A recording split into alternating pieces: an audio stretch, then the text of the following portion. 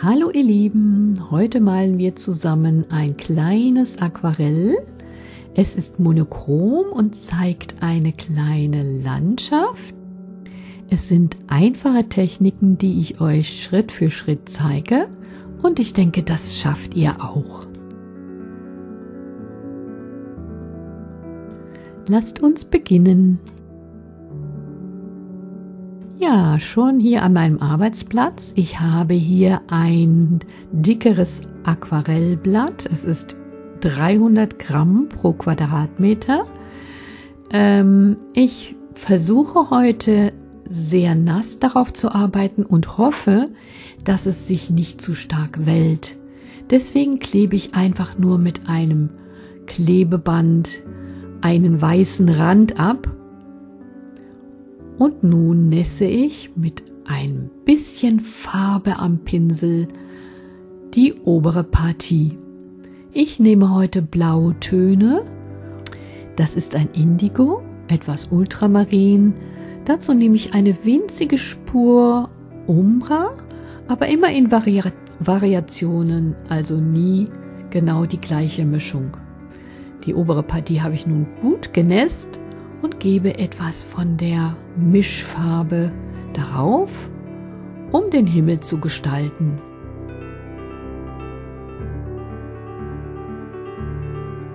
Ich lasse die Farbe jetzt in der oberen Partie einfach verlaufen.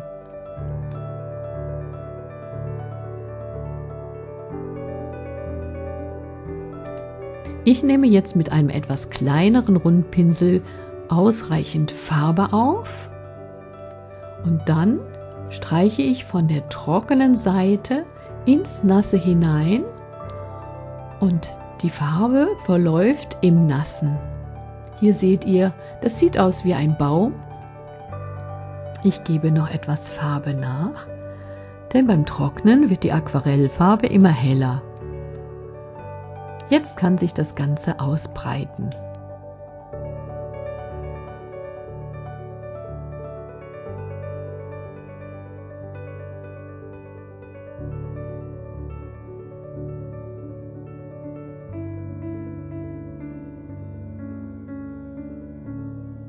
So kann ich mehrere Bäume in die nasse Fläche setzen.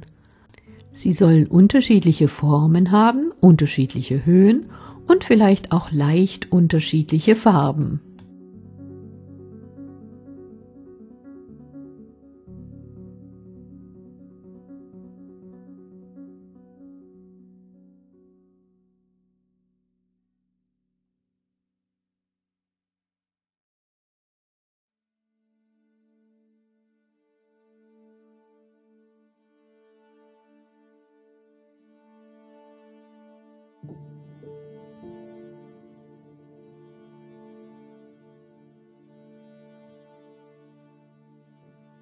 Machst du die Bäume heller, wirken sie eher, als wären sie im Hintergrund.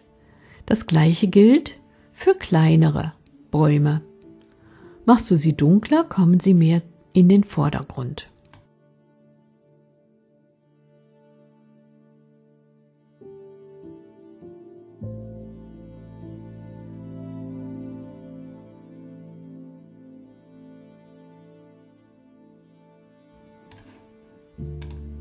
Hier merke ich, das Papier ist schon zu trocken. Ich tupfe das nochmal ab, gebe nochmal Wasser an die Stelle, die ich jetzt bemalen möchte und wiederhole den Vorgang.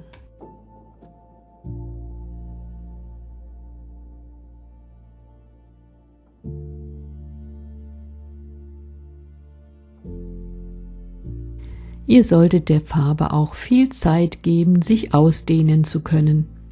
Ich habe hier ein einfaches Papier genommen, da läuft die Farbe nicht so gut. Wenn ihr wirklich super Ergebnisse haben wollt, müsst ihr auch schon etwas investieren in euer Papier. Am besten sind Hadernpapiere aus Baumwolle oder anderen Stoffen. Die können das Wasser sehr gut aufnehmen und speichern und die Farbe verläuft darauf ganz anders als hier. Außerdem ist es ratsam, für die Nass-in-Nass-Malerei eine hohe Grammatur zu verwenden. Ein dickes Papier wirft nicht so viele Wellen auf und ihr könnt die Farbe gezielter steuern.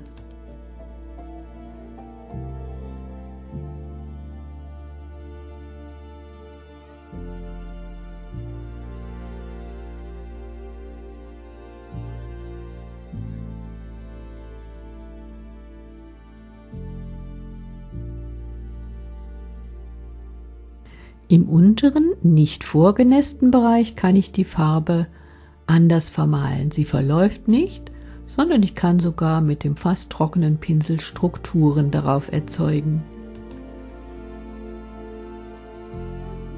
Solange oben noch alles nass ist, kann ich die Intensität dieses Baumes mit mehr Farbe vergrößern. So kommt er noch mehr in den Vordergrund und ich habe noch mehr Tonwertunterschiede.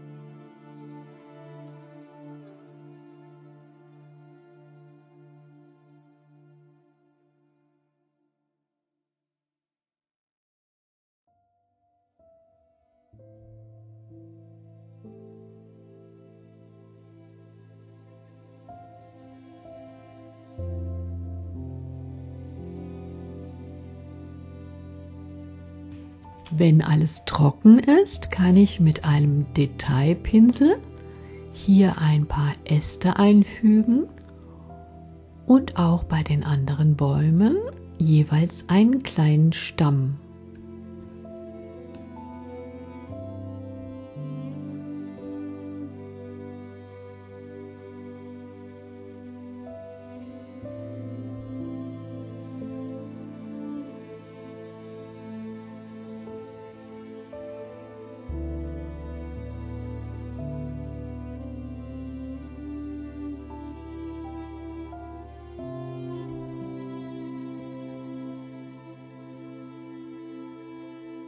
Hier füge ich mal viele kleine Stämme dazu.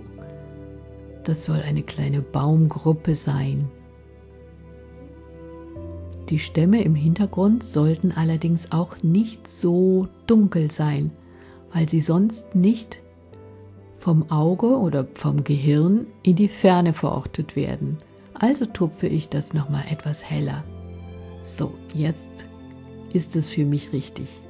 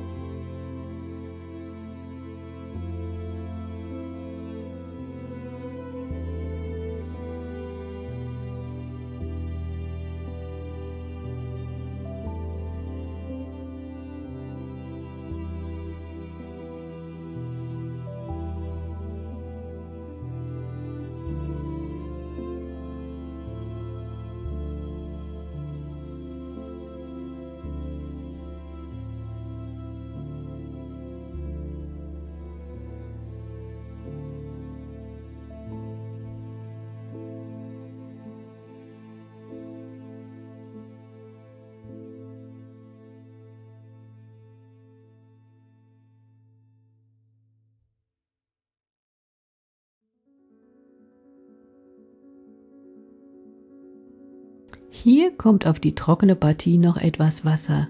Ich möchte ein paar Büsche in der Verlauftechnik anlegen.